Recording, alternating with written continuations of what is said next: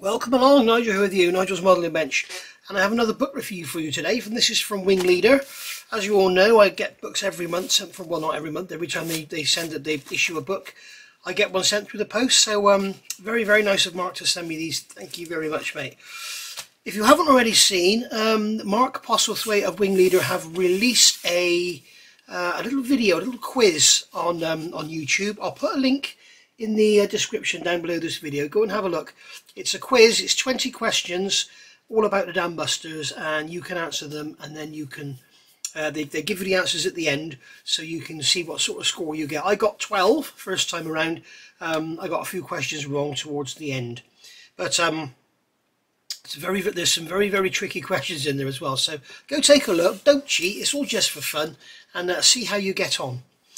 Anyway, so about this book, so as I always start these videos, I recommend getting these books from this company here. This is Bookworld Wholesale, and you can get them from there, bookworldws.co.uk, and there's the phone number there as well. If you order this book direct from them, it will come in this plastic envelope, in this cardboard sleeve, and then in this jiffy bag. So not this jiffy bag, bubble wrap bag. So it arrived to you in perfect condition.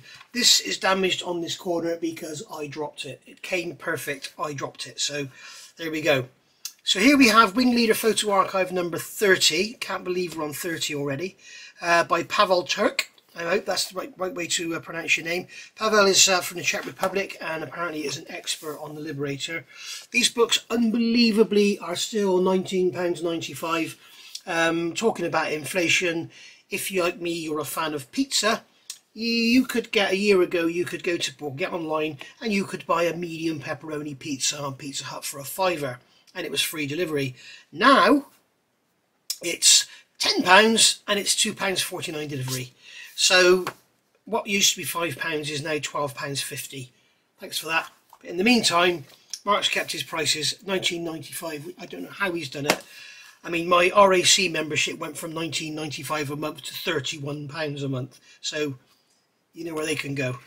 Anyway, so here's the book, number 30. As we know, it's beautiful. And in here, I read a statement which is very exciting indeed. This is what Mark's written. He's the series editor. I find it hard to believe I'm sitting here writing an introduction to number 30 in this series, just 3 years after we launched the first volume.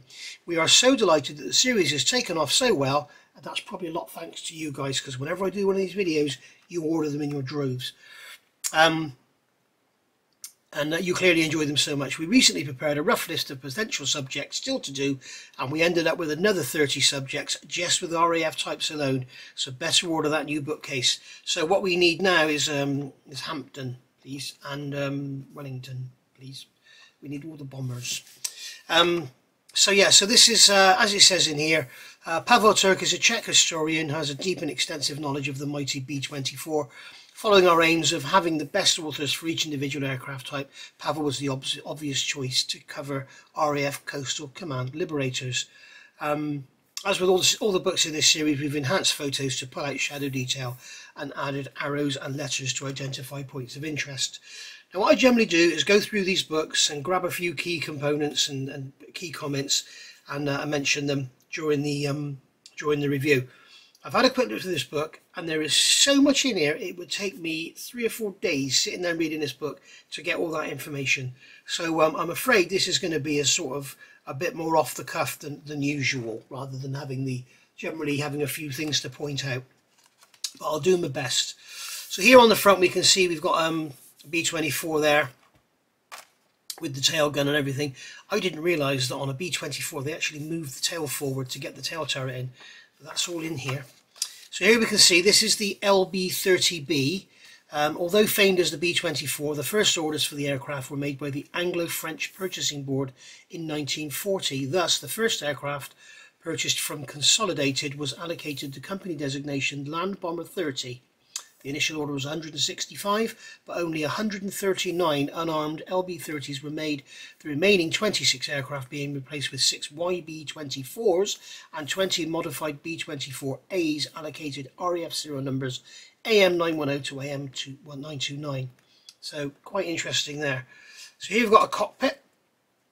You can see those funny triangular shaped Control wheels there, very similar to the Catalina, but very, very simple cockpit layout. Very nice indeed. You can see how the floor has all been worn and that, so, and the rivets have all been scuffed. So good bit of reference for you there for weathering. And here we can see we've got AM922 in flight. Note the position of the tunnel gun mount on the lower fuselage. We've got one Browning 30 cal machine gun with a supply of 600 rounds. Wow. They ended up with a bit more than that, didn't they? Here we can see we've got a radar array, so we've got some side antenna and some vertical antenna there. So that's for your radar, for your coastal command. And there you can see we've got a single mount machine gun up the front there. Or is that an antenna? Not sure. You can see more of the antenna here, and then we've got the forward-facing cannons with the gun sight there, and there's the now redundant ball mount for the nose gun. That is an antenna. Sorry, it wasn't a gun. And then here we can see we've got the tail gunner being put in place there, and he's actually underneath the fin, so you can see the underneath the fin, underneath the tailplane. You can see that the tailplane was originally directly over the rear end of the aircraft, so it's actually been moved forward. So it does talk about that in here somewhere. We'll cover that in a minute. As you can see, the very short nose here compared to a normal B-24. You can see here the tail is way back. You'll see the difference as we go through. See one here in the RAF night camo. And then we've got the Liberator 2. It's got the big radar in the front there with the fairing underneath, and you can see now we've got the tail gun, so the actual tail has been moved forward. It's been moved forward, and now we've got an extended nose, as you can see. When you look at this one here and compare it to that one there, you can see the nose has been vastly extended, and you can also see how the tail plane has been moved forward from that position there. See when they're looking all lovely and weathered. I do love the RAF Coastal Command. When I eventually get round to doing my Avro Anson, I'm going to do it in this scheme, or the white anyway. You can see one here, Liberator 3As. So now we're on to the what was this one? Was it a B20? It was a B24D. So there we go. So now we're starting to get the Americanisms in. So it was actually based on a B24D, delivered here in the olive drab and the grey undersides. We can see here how disgustingly filthy those wings are, covered in oil and footprints and everything. And then here we can see the belly gun. Okay, this is actually photographed in a B25. You can see there's the mechanism, and the gun aimer looked through the sight B, and he knelt with his chest. He knelt on the floor of the aircraft with his chest resting against that pad there. Okay, so now we've got the Liberator 3A. OTU in RAF Bewley on the 21st of July 1943. Below the fire extinguisher cover is the outlet for the urinal. So that's where the wee came out. Don't want to be touching that when you jump out the plane, do you? So here we've got the aircraft here. We've got one in night camo there, and we've got one in the American colours, and then we've got the Coastal Command colours here. And you can see here they've changed from the squiggly line to the straight line. You can see we've got the squiggly line back again, and there's the turret up on the top. The Martin 250 CA, same as on the A20. And you can see the side gunners here. Here's one being worked on, and now we got back to this straight line for the demarcation of the camouflage. Now we've got these rocket launchers being attached to the front. I'd never seen those before I saw this book. We've got a great big antenna there on the wing. Here we've got a radar. You've got the guy at the front here having a look, and there's the gun port there, I think. You can see these guys have been sent to India. So these guys are sat running their shorts in the blistering heat, no doubt. And then we've got the Liberator GR5. Okay, you can see one there in the American colours. We don't have this must be after May. Yeah, it's July 42, because it was around about midway time that they dropped the meatball in the middle of the American star, because people mistook it for the circle on the Japanese aircraft. And here we can see some aircraft being produced. The second Liberator to be assembled at the Douglas plant, 4111755, and number 2 below the cockpit there. Behind it the third there. and modified for Coastal Command and became FL949. So that aircraft there became that aircraft there. Here we can see them again in the olive drab as delivered. There we can see one there on a cart, or it looks like it's dropped onto the cart or something. Its nose wheels collapsed on the 26th of May 1943. The upper mid-turret was removed. Note the blister cockpit side windows and wide propeller blades. And blistered windows here and great big wide propeller blades. There we are. The earlier aircraft had needle props, but they were larger in diameter, I believe. This here is quite interesting. This is the rocket launchers that came out of the bomb bay, and the rockets sat in here. You can see them on there, and believe it or not, you've got the pedestal here B, running through the centre of the bomb bay. At the forward and aft ends of the bomb bay, small platforms B were installed for the gunners to stand on while loading the rockets in flight. What? Absolutely crazy. You can see there's a nose gun there and a ball. We've got the antenna above it that I pointed out was a gun earlier and I was wrong. You can see there's some nice detail from inside there with the 50 cal with the belt going to it. Here we've got one again with the great big radar, and there's the rocket launchers underneath. Guy proudly standing next to his Liberator there. We've got some more with some depth charges here. Remember, these were Coastal Command. And they were after submarines and they were very successful, I believe. You've got the rocket launchers on the side now. These are just sort of underneath the cockpit area. And then we've got a bomb sight there. Again, you can see the rocket launchers there on the side. Really worth getting this book so you can see it all in detail. It's fantastic. And fitters of 311 Squadron, or 311 Squadron, sorry. Flight Sergeant Francis Dord and W.O. Aloy Kanopicki, with a rare installation of twin 50 cals. The installation was inspired by similar modifications to 8th Air Force Liberators. Even the bungee holding the guns down was copied. The twin guns were probably only fitted to BZ-789. See page 51. That one, there you go. You can see the twin 50s there on the front. And we've got a side gunner with his fairing there out. And then we've got this big Astrodome coming out the bottom. Or radome, should I say. That's so like you see on the Sea Kings. Well, I was going to say currently, but recently the Sea Kings with the big radome sticking out the bottom. They've got a lovely nose-on shot. I do love B-24s. They are beautiful.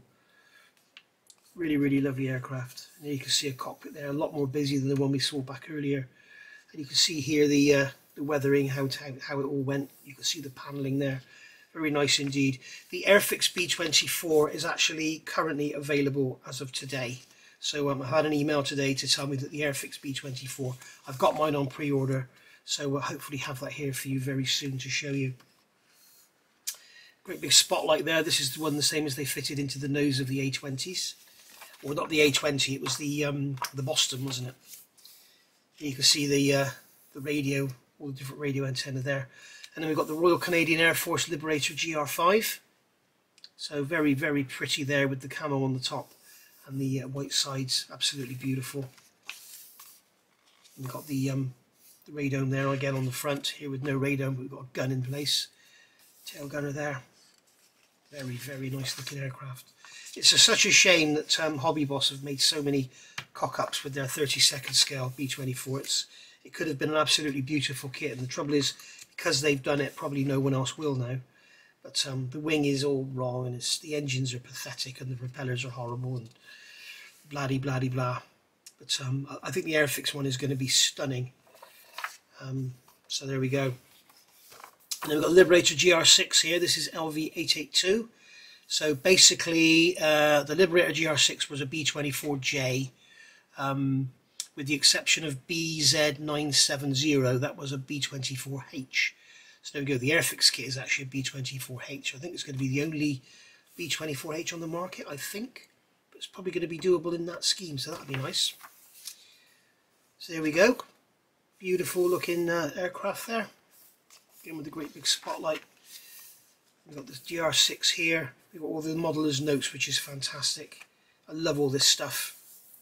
It's so good to help you build your model accurately. And also these books, they tell you what everything is. It's not just something sticking out. It's a such and such lump, you know. And you can see here the sort of railing type antenna there on the top. Gives you all the detail you need. Some depth charges in there, or bombs or something, I'm not sure. Anti-submarine torpedoes, you know, the one I didn't say. They're mines, they're calling them mines there. We can see now we've got this is actually just a B-24 now, isn't it? We can see it's a B-24J. So that is basically what the Hobby Boss 1/32 scale kit should be if they'd got it right. You can see them dropping these there. Beautiful in-flight shot there. These are all wartime images, not restored, guys, so they're really, really good for accuracy. It's just a shame they're all black and white, obviously. And then we've got the GR6, the Royal Canadian Air Force, GR6. It doesn't say what they are, but I'm assuming they're B-24Js. And there's the GR8. The GR8 was a B-24J or a B-24L modified to Coastal Command specifications. The major differences from the GR Mike 6, besides production differences between airframes, were the location and model of the radio and radar equipment, resulting in changes in crew positions. So the actual outward look of the aircraft probably didn't change at all, other than maybe a small antenna. Below, GR Mark 8, which is a B-24J85. Very pretty. You can see here a command deck escape hatch of GR Mark 8 KK365 B-24J. The damage was caused on 3rd of April 1945. You can see all the damage there. When the mid-upper guns began firing on landing due to a faulty interrupter. Blimey, that must have been scary. And here we've got another image here with all these lovely modeller's notes. These are fantastic. These books are invaluable for modelers. They really are, guys. They're absolutely brilliant. And I don't just say that because I get them for nothing. They are brilliant. The Lancaster, there's 3 Lancaster books, and they are a must for anyone who wants to build a Lancaster. And there's another one coming as well on the Dam Busters. And there we can see our Royal Canadian Air Force Liberator GR8. The Royal Canadian Air Force received 16 GR Mark 8, but only 2 of them saw combat service. First to reach 11 squadron was GR Mark 8 11121 on 4th of April 1945. On 12th of April 1945, the last GR Mark 8 to see service arrived. There we go. And then here we've got all the Liberator squadrons and unit codes. Remember, this is just the RAF and possibly Canadian Air Force as well. There we go. You've got all the different models there. So there we go. A book well worth having. I'm sorry it wasn't more detailed. But as I say, if I needed to get all the information to tell you guys, I would need to sit down for a week and read this, and I just simply do not have the time. So busy with reviews and builds and everything at the moment, and emails and messages and everything else. So there we go. Thank you for watching. I'll see you all soon. As I say, if you want to get this book, there's the ISBN there. You can freeze frame, scan it, whatever. 1995, and I thoroughly recommend you getting it direct from wingleader.co.uk, because you'll get that wonderful packaging, and even if you're abroad, apparently the delivery is very, very fast. So again, thank you for watching. If you've liked this video, please give us a thumbs up. If you haven't liked it, give it a thumbs down. It all counts. So I'll see you all soon. Thank you for watching. Bye for now.